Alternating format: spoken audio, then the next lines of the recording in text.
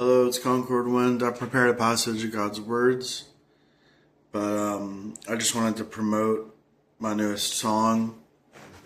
If I Were Not Saved by God, it's a remix of a CAG hymn, with the words adapted to fit into rap lyrics, and the beat is written by me. It took me. I went through a process of rewriting a beat like twice, and then I used my real voice and changed that twice, so it was a process getting this song to sound exactly how. I didn't really have a vision for how the song should sound. I just wanted it to sound good and catchy and have like a driving, like heavy beat in a minor key, and it's not just heavy throughout the whole thing, but it's got a driving bass line. It's really good. It's my favorite song so far. I really like it. So I'll play a little bit of it for you guys. If I wasn't pulled from the wreckage, if I wasn't saved, I'd still be drifting in the world, just a literal slave, struggling. All right, that's all you get. Just from that 4 seconds or however long that was, that's a good song. It is so good. So I just gave you a taste of the new song, If I Were Not Saved by God. It's really good. And I relate to the lyrics a lot, and I sent it to my extended family, my aunt and two of my cousins. The four of us are in a family group in text message, and I sent them the song. I was like, this is my absolute favorite, and they're like, well, my aunt Kim was like, my absolute favorite is Dear Elena, and then Travis was like, mine too, and then Tiffany was like, mine too. And it's like, man, a song about my daughter is your favorite. Meanwhile, this testimony that clearly, explains, the salvation received in the last days. Like that's, and it's a lot more catchy. This is a lot better than the song I wrote for my daughter. The song I wrote for my daughter is not even public. I might make it public because people seem to really like it. I mean, don't get me wrong, I love my daughter and I poured my heart into those lyrics, but I didn't use my voice for that song because I didn't know how to do that at the time when I wrote it. And I didn't write the instrumental for it because I don't know how to write like emotional, beautiful music. I only know how to write like, electronic, stuff. I mean, and I've got FL Studio, which is made for electronic music. It's, if you want to make, you have to download separate applications for FL Studio to make music outside of like electronic. And when you do that, you typically have to pay money. And I mean, I'm already paying for so much. Like I've got so many bills. I have to pay for Suno. I have to pay for YouTube Premium. I have to pay for Crunchyroll. I have to pay for Shonen Jump. And I barely use Shonen Jump, but it's pretty cheap actually. But then I've got my phone bill, then I've got my electric bill, then I've got rent, then I've got groceries. And by the time everything's paid for, I don't really have a lot of money left over. And then I still have to use money for promotions, so after promotions and everything, I mean, I really, and TikTok's promotions are more expensive than YouTube, because YouTube, I can throw $5 on a song or a sermon and let it run for 3 days, and I can turn it off before the 3 days is up and only spend like $1.75 or something, $2, like, I mean, YouTube is pretty cheap, but YouTube is a ripoff because of AdWords that are on by default, where it targets, the ads target like the same people over and over, and I don't want my ads to target the same people over and over. I didn't know that setting was on by default. I got suspended from using that setting when I didn't know I was using that setting, If I had it my way, I would have turned it off. But apparently people were reporting that they were seeing my ads, and I don't want the same people seeing my ads. If they're not interested, I don't want them seeing my ads. I didn't know it was doing that. I mean, it's really crappy of YouTube and Google to do something like that. But anyways, let's read God's words. God says, people must understand that there's a fundamental principle of the Lord of creation's treatment of created beings, which is also the highest principle. How the Lord of creation treats created beings is completely based on his management plan and on his work requirements. He does not need to consult any single person, nor does he need to get any single person to agree with him. Whatever he ought to do and however he ought to treat people, he does. And no matter what he does or how he treats people, it all accords with the principles of the truth and the principles by which the Lord of creation works.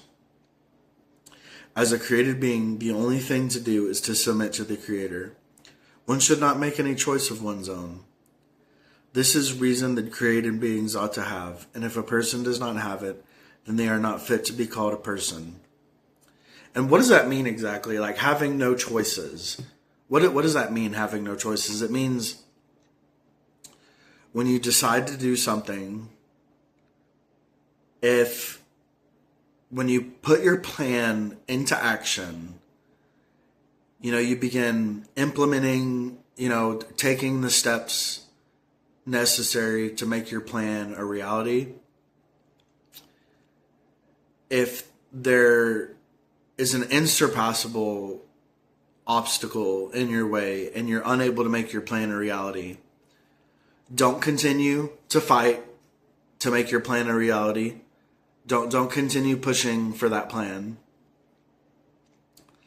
I say that, but obviously the influence of my ministry is very small, and I'm having to pay money to extend my influence.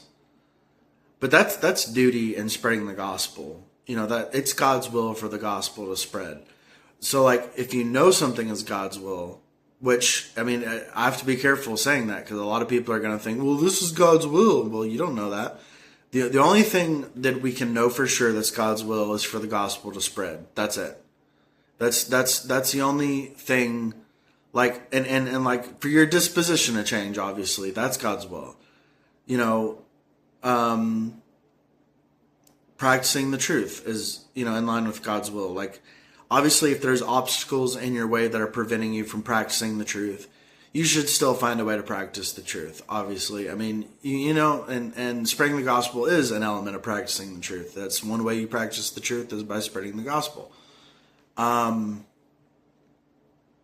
obviously, there are exceptions. But let's say, in order to get a promotion at your job, you have to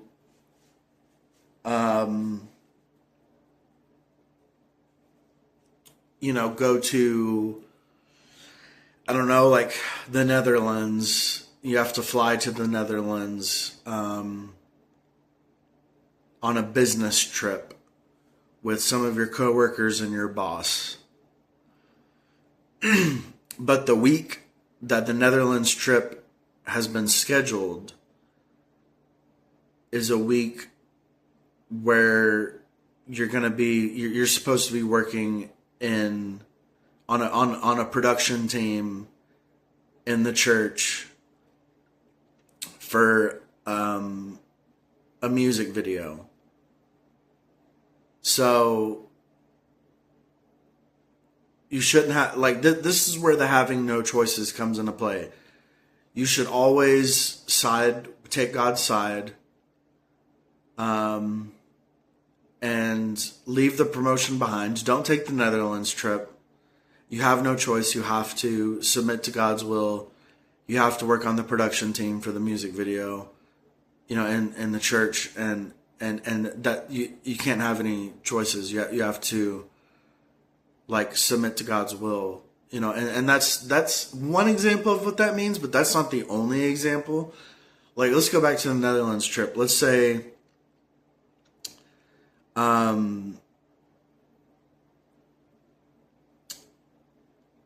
let's say the expenses for the trip are not paid for, and you can't afford the trip, but it's the only way you can get a promotion. Instead of putting yourself in debt and borrowing money for the trip, you should just tell them, oh, I can't afford to go on the trip. And if you tell them that, one of two things will happen, right? Either they'll say, oh, we'll go ahead and pay for your trip then, because we really want you to go. And then you can ask them, well, anyways, or they'll say, oh, we understand, that's fine. You won't get a promotion, but, or you can tell them, I don't need a promotion. I make plenty of money. I may not have enough money for this trip, but I don't need to have enough money for a trip to another country. That's an unnecessary, amount of wealth, amassed for a trip to another country. I don't need enough wealth to travel to another country. Like, I'm fine, making the wages I make. Basically, I'm just trying to think of examples, like, and I don't have the experience with these, so I should talk about my experience,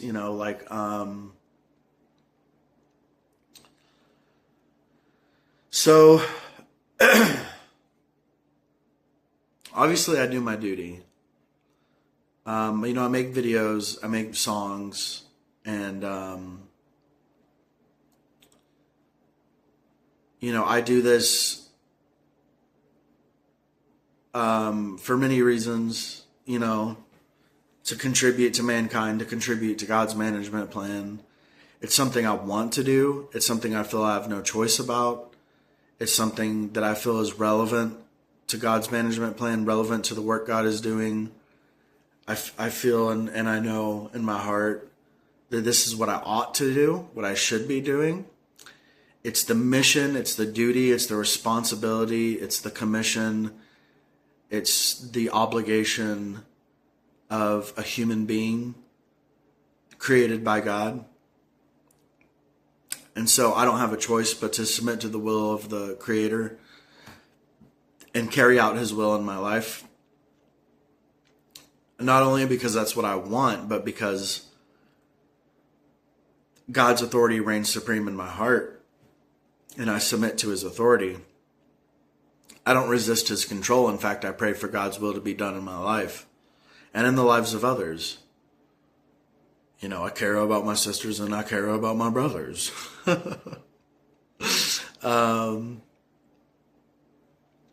So yeah, it's like, it's just like with the throwing up, like I throw up in the mornings, and then I throw up throughout the day because of the coffee. Now, if I cut the coffee out, I would only throw up in the mornings, and I wouldn't throw up throughout the day. But the coffee helps me perform my duty. And so I'm willing to sacrifice my health and suffer a bit and pay a price for the sake of my duty. That's an example of optimizing your duty, optimizing the output of your duty, optimizing the, it's just optimization in general of duty, using caffeine as a performance enhancing, stimulant. And so my performance is enhanced by caffeine, so I suffer the consequences of using caffeine. And, it's no coincidence that caffeine enhances my performance and makes me throw up. That is no coincidence. This is God's arrangement. I submit to God's arrangement. I accept the performance enhancing capability of caffeine, and I pay the price and suffer the consequences of using caffeine. Consequences that are very rare and somewhat unique to my situation. I mean, there's maybe a couple thousand other people who suffer consequences from using caffeine, but there's not many people, and so it is a specific arrangement of God, and I submit to the arrangement. I know that God wants me to pay a price, and I'm more than glad to pay a price for the sake of my duty. It shows that my heart is in my duty. I'm tested, and I have no choice but to pass the test that God gives me, because I have to satisfy God. I have to give him my heart. I have to put my heart into everything I do for God, and I have to obey him, and I have to submit to him, and I have to put a smile on his face. It's my obligation and duty, for he has created me, given me life. He's given me so much love. He just wants me by his side. And,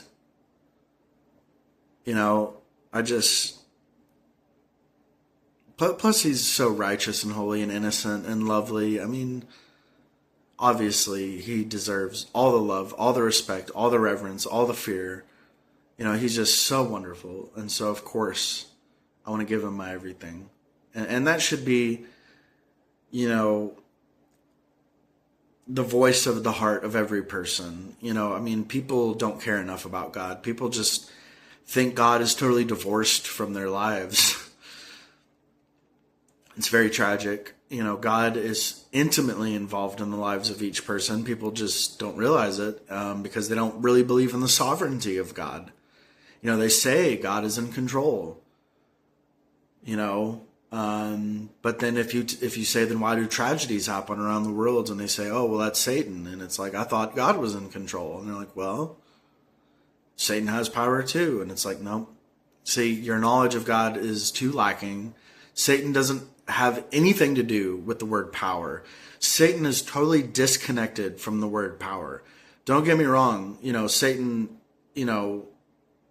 has I don't know. When God created Lucifer, God gave it a little bit of authority.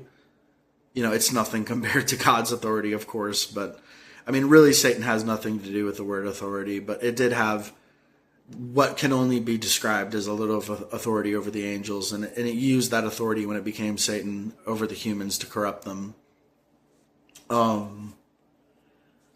Humans, were given some authority over the animals, the earth, but really humans are totally disconnected from the word authority. When you compare humans to God, God's authority is ultimate and supreme, and he dominates the universe and every living thing.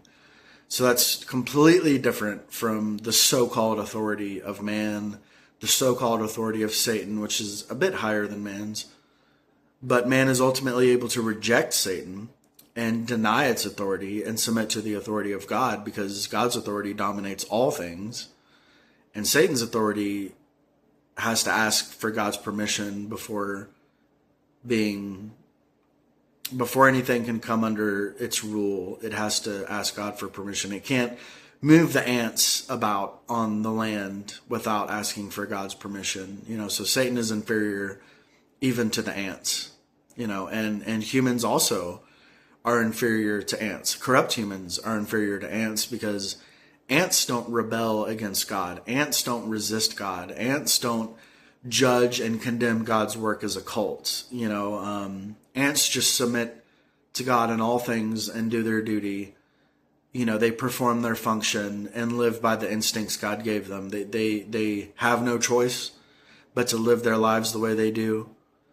They don't make choices, They just take what they can get, and if they suffer loss, they don't complain, Ants are, and all animals are really perfect.